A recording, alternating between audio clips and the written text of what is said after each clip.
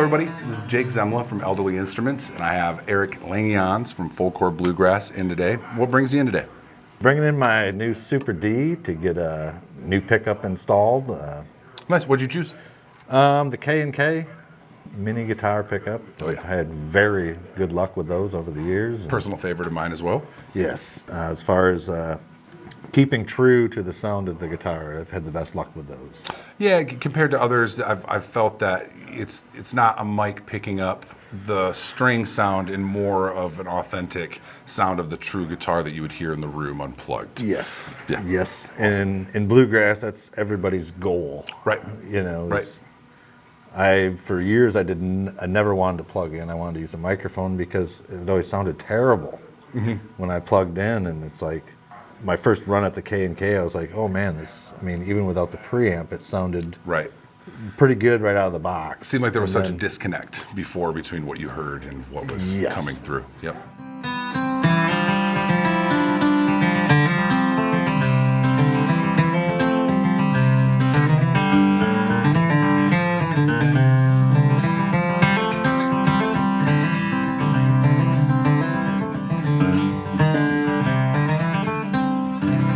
This is a Super D from the Martin Custom Shop. Beautiful rosewood. That's beautiful. Back and sides. It's a Canon. It is considerably bigger than a standard Dreadnought. When I first seen this guitar, I was here and Smalley's like, dude, check this thing out, man. And you guys had like one or something. And I was like, whoa. Just so big. Yeah. The sound. I mean, Yes. it's a huge sound. It projects really well, but it doesn't feel uncomfortable. It's not so big you feel out of place playing it or anything like that. You can adapt to it pretty well. When I first visually put my eyes on it, I didn't notice the size difference. Right.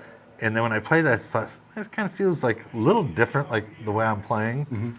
And then he paired it up to a 18, and I was like, whoa, there is definitely a considerable difference. Absolutely. But I feel, I think kind of like my thoughts on it was like, is like a small block Chevy 350, 350 cubic inches. Right. Then you got the 454. Yeah.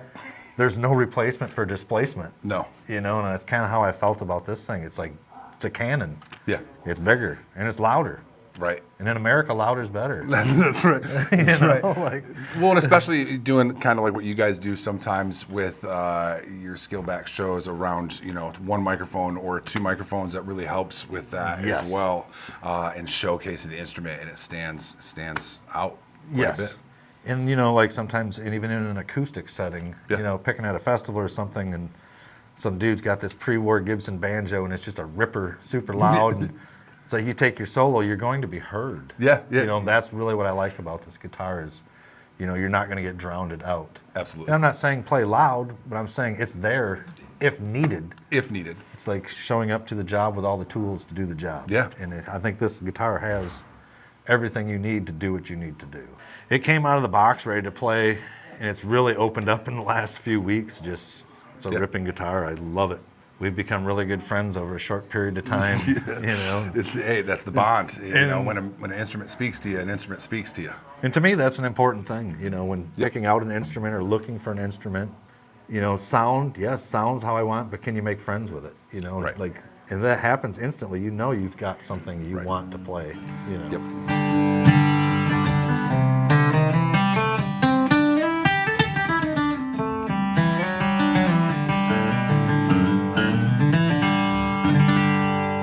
So, what else caught your eye while you were in the building? I'm kind of like a kid in a candy store. I can't stop the D45. I believe so. Yeah. The elderly model. Yep. Frickin' sweet guitar. 50th anniversary. If I didn't have this, I would probably head that direction. Great sounding guitar.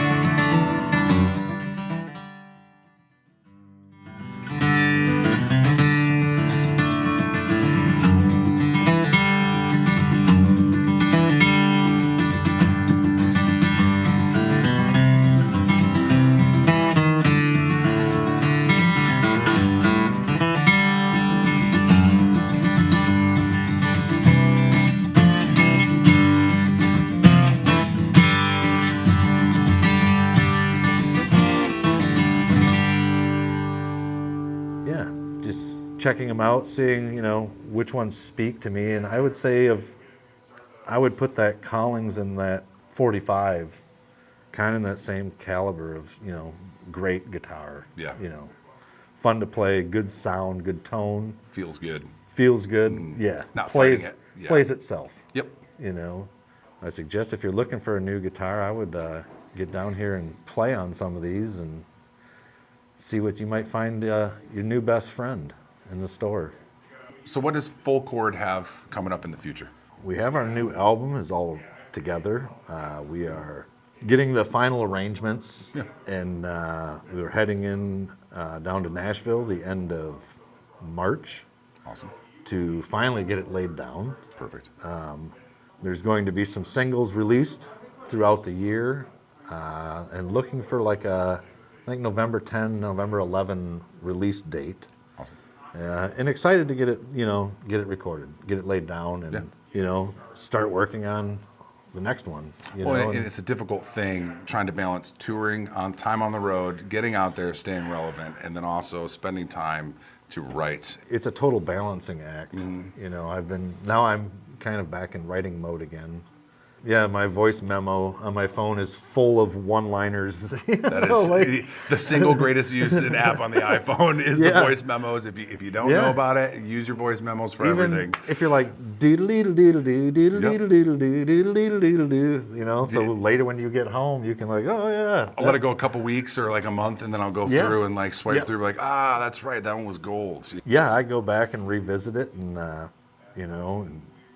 just did that last week and wrote a song, in like 20 minutes. Yeah. Like, woo! I wish they all happened like that, but they don't. We'll be out and about this year. We're playing all over the country and looking forward to seeing some of you folks on the road. And if you got a minute, give me a shout.